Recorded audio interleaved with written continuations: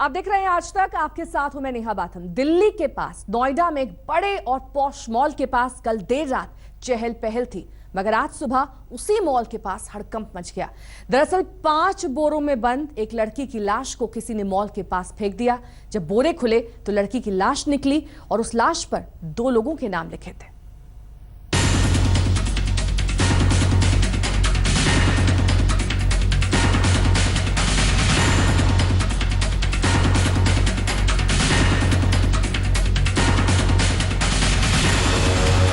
नोएडा के मॉल के पास murder mystery.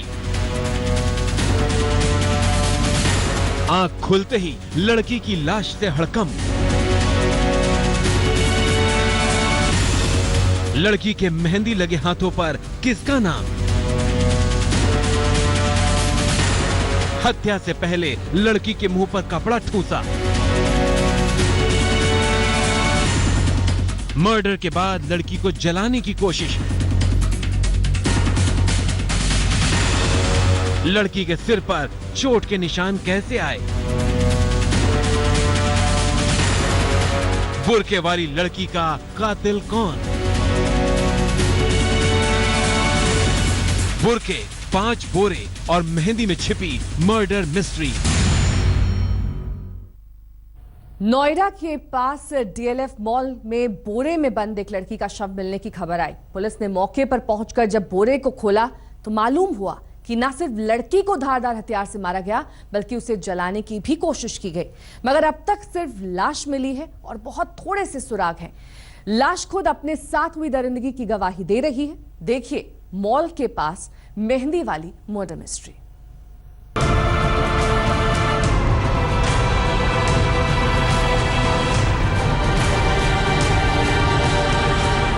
Delhi के पास एक लड़की की मर्डर मिस्ट्री ने सबको हिलाकर रख दिया है।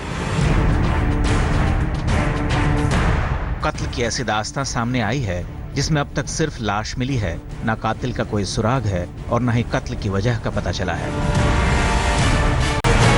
मेहंदी, 5 बोरे, सिर पर चोट, पेट्रोल की बदबू और काला बुर्का, ये 5 चीजें इस पूरी मर्डर मिस्ट्री के खुलासे में सबसे बड़ा सुराग साबित हो सकती हैं। जिस लड़की का कत्ल हुआ है उसका नाम है शाहिदा। नोएडा के पास एक बड़े मॉल के करीब सड़क किनारे एक बोरा नजर आया।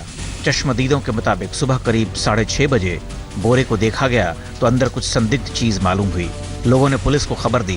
पुलिस आई तो एक के बाद एक 5 बोरे खोले गए। 5वां बोरा खुलते ही लड़की की लाश निकली। बोरे में बंद लाश सामने आई तो लोग हैरान रह गए। मैंने तो देखा था सुबह उठ के 6, 7 बजे उठे तो यहाँ भीड़ लगी हुई थी और यहाँ सब लोग देख रहे थे। तो कोई कह रहा कुछ, कोई कह रहा कुछ। जब पुलिस वाले आए तब उन्होंने वो बोरा काटा, बोरा काट के निकाल के फिर उसको 125 ले गए। हाँ, तो जो बोरा काटा उसमें क्या दिखा? आप क्या? उसके कुछ नहीं दिखा, सर में चोट दिख रहा था, मुंह में कपड़ा था और सही थी। तो पहना क्या था उसमें? बुर्का पहन रखा था। बुर्का पहन रखा। पुलिस ने लाश की पड़ताल की तो लड़की के हाथों पर नाम लिखा है शाहिदा और उसके दूसरे हाथ पर लिखा है फारूक। यानी लड़की शाहिदा है और फारूक से उसका बेहद करीबी रिश्ता है। वो बॉयफ्रेंड भी हो सकता है और पति भी, क्योंकि लड़की ने उसके नाम की मेहंदी लगाई थी। दिल्ली से सटे नोएडा के सेक्टर 18 में महिला की लाश मिलने से सनसनी फैल गई है। इस वक्त मैं सेक्टर 18 की उसी जगह पर हूँ। आप देख पा रहे हैं यहाँ पर, ये वो जगह है जहाँ पर जो महिला है उसकी लाश को फेंका गया था। लाश को तकरीबन 3 से 4 बोरे में बंद करके फेंका गया था। चूड़ियों के निशान यहाँ पर आप देख पा रहे हैं। जो महिला है उसके सर पर किसी धारदार हथियार से वार किया गया था, जिसकी वजह से काफी खून बहा था। खून के भी निशान यहाँ पर मौजूद थे, जिसको पुलिस ने कॉर्डन ऑफ किया। उसके बाद यहाँ से जो सबूत है वो इकट्ठा किए हैं। पुलिस के मुताबिक लड़की के सिर पर चोट के निशान हैं। बदन से पेट्रोल की बदबू आ रही है। शायद लड़की को जलाने की कोशिश की गई, क्योंकि कई जगह लड़की के शरीर पर जलने के निशान हैं। लड़की के मुंह में कपड़ा ठूंसा गया था, यानी शोर मचाने से रोकने के लिए कपड़े से मुंह बंद कर दिया गया। पुलिस को आशंका है कि लड़की का कत्ल देर रात या तड़के किया गया है। कहीं न कहीं जब महिला की हत्या की गई होगी उस दौरान ये महिला चूंकि तेज आवाज न करे इस वजह से मुंह में कपड़ा डाल दिया गया होगा। लेकिन चूड़ियों के जो महिला की चूड़ी है वो आप यहाँ पर देख पा रहे हैं, यहाँ पर मौजूद है, खून के निशान यहाँ पर मौजूद है। आपको बता दूं ये जो इलाका है सेक्टर 18 का मुख्य सड़क है, ये काफी भीड़ भाड़ वाला इलाका है। ऐसा बहुत मुमकिन है कि महिला की हत्या किसी और जगह पर की गई हो, उसके बाद लाश को बोरे में बंद करके यहाँ पर ठिकाने लगा दिया गया हो। पुलिस ने लड़की के शव को पोस्टमार्टम के लिए भेजा है। पोस्टमार्टम रिपोर्ट में इस हत्याकांड से जुड़े कुछ और अहम सुराग मिल सकते हैं, मगर सबसे बड़ा सवाल यह है कि आखिर शाहिदा नाम की लड़की का मर्डर इतनी बेरहमी से किसने किया। पुलिस को आशंका है कि ये एक आदमी का काम नहीं है, यानी इस मर्डर मिस्ट्री में कई लोग शामिल हो सकते हैं। जिस महिला की लाश मिली है अभी तक उसकी पहचान नहीं हो पाई है। पहचान के नाम पर पुलिस के पास महज एक सुराग है। दरअसल महिला के हाथ पर मेहंदी से 2 नाम लिखे हैं। पहला नाम साइदा जबकि दूसरा नाम फारूक है। बहुत मुमकिन है कि जो महिला है उसका नाम साइदा हो, लेकिन फारूक कौन है इस बारे में तफ्तीश की जा रही है। लेकिन पुलिस के अधिकारियों के मुताबिक कातिल कोई न कोई करीबी ही है। कैमरामैन सैयद वकार के साथ अरविंद ओझा, दिल्ली आज तक। नोएडा पुलिस फिलहाल लड़की की मर्डर मिस्ट्री की जांच में जुट गई है। हालांकि मुश्किल ये है कि अब तक लड़की के शव के अलावा पुलिस के पास कोई ठोस सुराग नहीं है। पुलिस को उम्मीद है कि पोस्टमार्टम रिपोर्ट के बाद इस हत्याकांड से जुड़े कुछ और अहम राज सामने आ सकते हैं। नोएडा के सेक्टर 18 में महिला की लाश मिली है बोरे में बंद। बातचीत करने के लिए हमारे साथ SP city Noida Dinesh Yadav ji. Sir, कितने बजे लाश मिली और किन परिस्थितियों में लाश मिली? ऐसा है, जो जिस परिस्थिति में लाश मिली है ये एक कपड़े में बांध करके और प्लास्टिक जो पॉलीथीन है उसमें रैप करके ये इसको जो अट्टा पीर से जब आप जाते हैं आगे तो जहाँ टर्न पे सुनसान है वहाँ पर फेंकी गई है।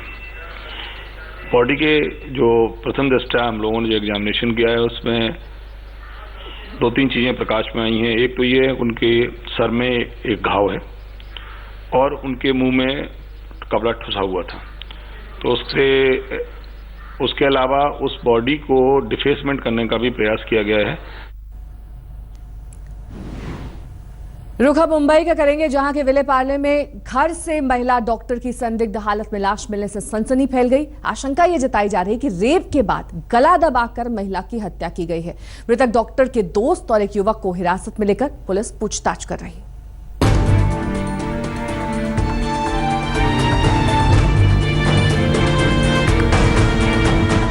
बस तस्वीरों में सिमट कर रह गई है ये मुस्कुराहट। जन्मदिन की खुशियों की रात खत्म होती उससे पहले ही दरिंदों की शिकार हो गई मुंबई की ये डॉक्टर। नाम श्रद्धा पंचाल, उम्र 25 साल, पेशा डॉक्टर। मुंबई के विलेपार्ले की डॉक्टर श्रद्धा पंचाल का कत्ल बर्थडे की रात हुआ। बड़े ही शौक से श्रद्धा ने अपने जन्मदिन पर घर में दोस्तों और पड़ोसियों को पार्टी दी थी, लेकिन बर्थडे की रात काली रात साबित हुई। उसकी लाश संदिग्ध हालत में अपने घर में मंगलवार सुबह मिली। तफ्तीश की सुई आगे बढ़ी तो पता चला कि डॉक्टर श्रद्धा की हत्या से पहले बलात्कार भी किया गया। वारदात के बाद उसके बदन पर कपड़े भी नहीं थे। श्रद्धा की हत्या उसकी अपनी ही जीन्स से गला दबाकर की गई। पार्ले पुलिस स्टेशन हद में एक 25 वर्षीय महिला की डेड बॉडी मिली है। अभी हमारा इन्वेस्टिगेशन चालू है। इन्वेस्टिगेशन में जो निष्पन्न होगा उसके आधार पे हम आगे कानूनी कार्रवाई करेंगे। विलेपार्ले में डॉक्टर श्रद्धा अपने माँ बाप के साथ रहती थी। उसका कमरा घर में पहले माले पर था और ग्राउंड फ्लोर पर माता पिता सोते थे। माँ बाप इस खबर से अनजान थे कि उनकी बेटी के साथ दरिंदों ने क्या किया। पुलिस के मुताबिक आरोपियों ने श्रद्धा की किताबों के कुछ पन्ने फाड़े और अलमारी में से कपड़े निकाले और उसे जलाने की कोशिश की। लेकिन जब श्रद्धा के कमरे से धुआं निकलता पड़ोसियों ने देखा तो सबसे पहले भागे आए। पड़ोसियों के पहुंच जाने से सबूत मिटाने की दरिंदों की चाल कामयाब नहीं हो सकी। रात को 3:15 बजे जब आवाज हुआ तब हम लोग के बाहर चले गए। तो घर में से उनके धुआं आ रहा था तो उसकी माँ आग बुझा रही थी, ऊपर नीचे से बाल्टियाँ दे रहे थे पानी। पुलिस को शक है कि बर्थडे पार्टी में मौजूद किसी शख्स का ही वारदात के पीछे हाथ है।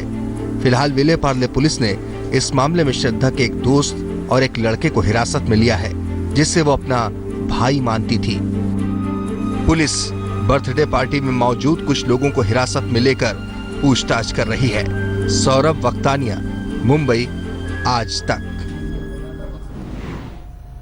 अगली खबर भी मुंबई से ही है, जहां पर ट्रेन के इंतजार में खड़ी महिला को मौत का धक्का लगा। कुर्ला स्टेशन पर ट्रेन के इंतजार में खड़ी महिला को एक बदमाश ने धक्का दिया, जिसके बाद महिला की मौत हो गई।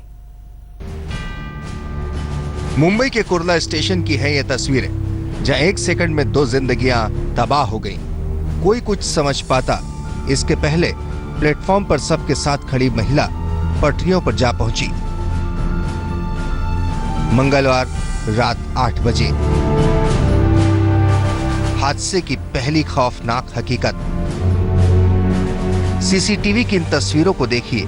ट्रेन के इंतजार में भीड़ के बीच खड़ी ये महिला, जो फिलहाल ठीक से कैमरे में नजर नहीं आ रही। लोगों के मुताबिक ये महिला शायद काम से लौट रही थी और ट्रेन का इंतजार करते हुए भेलपूरी खा रही थी, लेकिन ट्रेन के प्लेटफॉर्म पर पहुंचने तक एक झटके में वो ट्रेन के नीचे आ गई। इस खौफनाक कहानी के दूसरे हिस्से को देखिए। जिस जगह से धक्का खाकर ये महिला पटरी की तरफ गिरती हुई दिखती है, वहीं से एक शख्स भागता हुआ भी दिखाई देता है। प्लेटफॉर्म पर खड़े लोग कुछ पल के लिए ठिठक जाते हैं, फिर कुछ लोग महिला को निकालने के लिए भागते हैं और कुछ भागते हुए शख्स का पीछा करते नजर आते हैं। ट्रेन रुक जाती है और पूरे प्लेटफॉर्म पर अफरा तफरी मच जाती है। लोगों ने भाग रहे शख्स को पकड़कर पुलिस के हवाले कर दिया। हादसे का सबसे दर्दनाक तीसरा हिस्सा। लोगों की मदद से जख्मी महिला को सैन अस्पताल ले जाया गया, लेकिन उसकी जान नहीं बचाई जा सकी। इलाज के दौरान ही ये दर्दनाक सच्चाई सामने आई कि इस हादसे में एक ऐसी जिंदगी भी चली गई जिसका दुनिया में आना अभी बाकी था। अब हादसे के इन 3 टुकड़ों की कड़ियों को जोड़ते हैं। लोगों के मुताबिक कुर्ला स्टेशन पर एक बदमाश ने इस महिला की चेन खींच ली। इस दौरान महिला ने जब विरोध किया तो उसे धक्का देते हुए भाग निकला। दूसरा दुखद योग ये हुआ कि उसी वक्त ट्रेन प्लेटफॉर्म से गुजर रही थी। अचानक हमले से घबराई महिला संतुलन कैसे बना पाती। चलते तो वो लड़के ने सर चैन लेके भागा, तो वो उतरी ना, तो वो झुक गई। वो झुकी तो उसने एक धक्का दिया तो वो पटरी पे आ गई। जो चैन खींचा था उसके बारे में कुछ पता चला? भाग रहा था, पुलिस ने भी नहीं पकड़ी, पब्लिक ने पकड़ी। महिला अकेली सफर कर रही थी और अभी तक उसकी पहचान नहीं हो सकी है। पकड़े गए झपटमार से भी पुलिस पूछताछ कर रही है। रेलवे महिला पुलिस भी पहचान के लिए जानकारी जुटाने में लगी है। कौन जाने दौड़ती भागती मुंबई के किस कोने में किसी का इंतजार हमेशा के लिए अधूरा रह जाएगा। एजाज खान, मुंबई, आज तक। और अब बात करेंगे नोटबंदी की। बैंकों में कतार से राहत अब भी नहीं मिल रही। लोगों को कैश के लिए कोहराम मचा हुआ है। बुलंदशहर में बैंक में मचे बवाल की वजह से एक बुजुर्ग पूरी तरह से घायल हो गए।